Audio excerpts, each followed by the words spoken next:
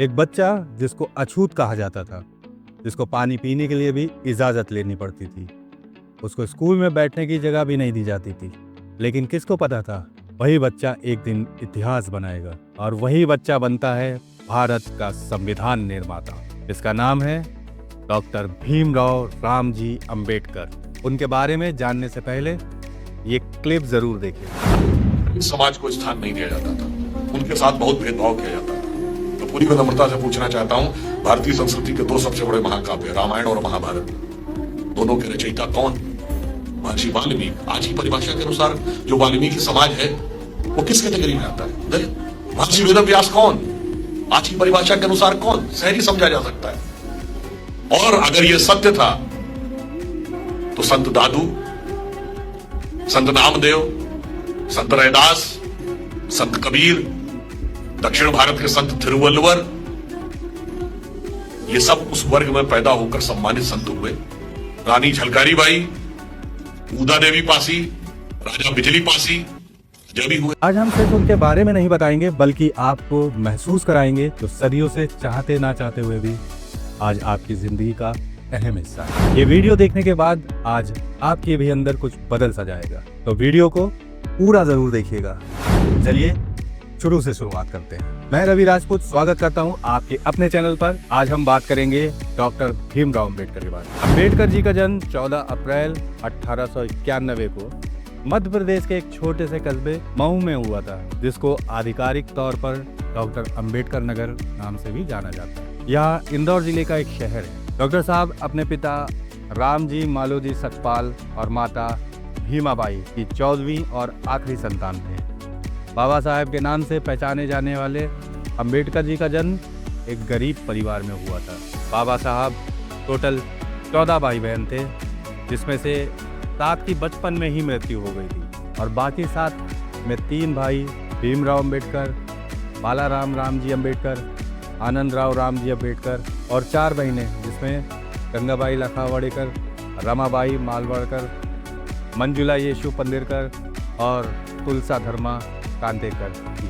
बाबा साहब 14 भाई बहनों में सबसे छोटे थे और समाज के सबसे निचले पायदान पर रखे जाने वाले परिवार से थे। इनकी जाति महार थी, जिसको अस्पृश्य माना जाता था। इसका मतलब है जो छूने योग्य ना हो, यानी कि अछूत। इनके पिता सेना में सूबेदार थे, लेकिन उस टाइम पर जाति भेदभाव का उनको भी सामना करना पड़ा। अंबेडकर साहब स्कूल में पढ़ने जाते, लेकिन उनको बैठने की जगह नहीं दी जाती थी। अगर उनको प्यास लगती थी तो उनसे बोला जाता था तुम नल मत छूना।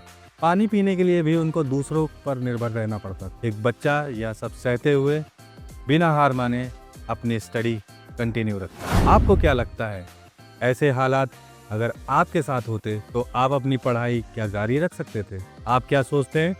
कमेंट बॉक्स में ज़रूर बताइएगा। अगर आप होते तो क्या करते? लेकिन उस छोटी सी उम्र में ये बच्चा रोया नहीं, उसने ठान लिया अगर समाज मुझे नीचा दिखाता है तो मैं सबसे ऊंची शिक्षा लेकर लौटूंगा। और इसी सोच के साथ 1913 में कोलंबिया यूनिवर्सिटी अमेरिका से पॉलिटिकल साइंस में एमए किया। थीसिस लिखी the problem of the rupee. ये भारत की मुद्रा नीति का एक बेहतरीन विश्लेषण है। फिर डॉक्टर भीमराव अंबेडकर ने लंदन स्कूल ऑफ इकोनॉमिक्स से एमएससी की और फिर डीएससी की डिग्री ली और ऐसी ही 32 डिग्रियां हासिल की। और डॉक्टर साहब दुनिया के सबसे शिक्षित नेताओं में से एक थे। जब वह भारत लौटे, उन्होंने पाया कि शिक्षा उनके लिए एक बड़ा हथियार बन चुका है, पर वहीं पर बाकी लोग अब भी बेड़ियों में जकड़े हुए थे। उन्होंने 1920 से लेकर के 1930 के दशक में समाज सुधार आंदोलन से भारतीय समाज में व्यापक परिवर्तन किया। इस समय सामाजिक बुराइयों के खिलाफ जागरूकता बढ़ाई और उन्होंने कई प्रकार के सुधार दलितों, महिलाओं और अन्य वंचित लोगों के अधिकार के लिए आवाज उठाई। भीमराव अंबेडकर के साथ महात्मा गांधी जी ही नहीं, बल्कि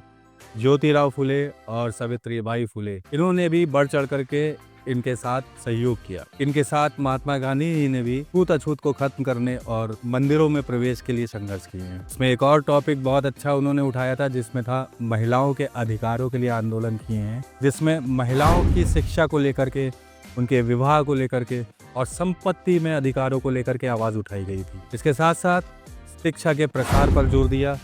कई संगठनों ने गरीब और वंचित लोगों के लिए शिक्षा को आसान बनाने के कई अथक प्रयास किए तथा धार्मिक आंदोलन भी हुए, जिसमें हिंदू और मुस्लिम सुधार शामिल थे। एक संगठन जिसका नाम रामकृष्ण मिशन सामाजिक सुधार और शिक्षा के प्रसार के लिए काम करता था। आर्य समाज, यह संगठन हिंदू धर्म के भीतर सुधार और शिक्षा के प्रसार के लिए काम करता था। इसके अलावा महाड़ का सत्याग्रह, हाँ ये इतिहास का एक महत्वपूर्ण विषय था।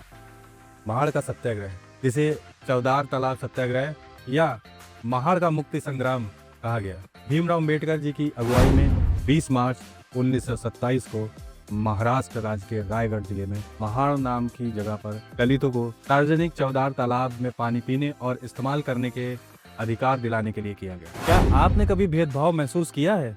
कमेंट में जरूर बताइए। बाबा साहब ने कहा था, तुम तब तक गुलाम हो जब तक तुम खुद को मुक्त नहीं समझते। आज जो हम आज़ादी से बोलते हैं, वोट देते हैं, भूल जाते हैं, इसका आधार स्वतंत्रता संग्राम नहीं है बल्कि संविधान है। संविधान जिसे ड्राफ्टिंग कमेटी के चेयरमैन डॉक्टर अंबेडकर साहब ने बनाया था, ये भारत के शासन का आधार है। यह संविधान सभा के अध्यक्ष डॉक्टर राजेंद्र प्रसाद की अध्यक्षता में बनाया गया। इसके निर्माण में 2 साल 11 महीने और 18 दिन लगे और इसमें कुल 395 अनुच्छेद, 8 अनुसूचियां और समानता का विचार शामिल है। डॉक्टर भीमराव अम्बेडकर ने 14 अक्टूबर 1996 को नागपुर में लाखों लोगों के साथ बौद्ध धर्म को अपनाया। बौद्ध धर्म अपनाने के उनके अपने मुख्य कारण थे, जैसे जातिवाद। डॉक्टर अंबेडकर जी ने हिंदू धर्म को जाति व्यवस्था और भेदभावपूर्ण और अन्यायपूर्ण माना। उन्होंने बौद्ध धर्म को इसलिए अपनाया क्योंकि यह एक अहिंसा, करुणा और तर्क के सिद्धांतों पर आधारित था। उन्होंने कहा था, मैं हिंदू नहीं रह सकता जो मुझे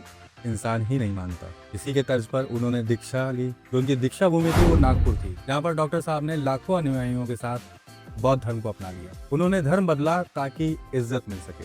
आज हम लोग 2025 में, अगर अंबेडकर आज होते तो क्या करते? मेरा ऐसा मानना है कि अगर डॉक्टर साहब आज होते तो शिक्षा को सबकी जिम्मेदारी बनाते, जातिवाद को जड़ से मिटाते, महिलाओं और LGBTQ+ के अधिकारों की रक्षा करते, संविधान की मर्यादा को बनाए रखते। क्या आज आप उनकी तरह समाज के लिए खड़े हो सकते हैं? वह सिर्फ इतिहास नहीं थे, एक क्रांति की रूह थे। अगर भारत एक लोकतंत्र है तो उसका सपना बाबा साहब जी ने देखा था। जैसा कि उन्होंने कहा था, एडुकेट, एगिटेट, ऑर्गेनाइज। अब आपकी बारी है, उठिए, पढ़िए और समाज को बदलिए, क्योंकि अब हर घर से अंबेडकर चाहिए। इसी के साथ अपने शब्दों को मैं विराम देता हूँ। जय भीम, जय भारत।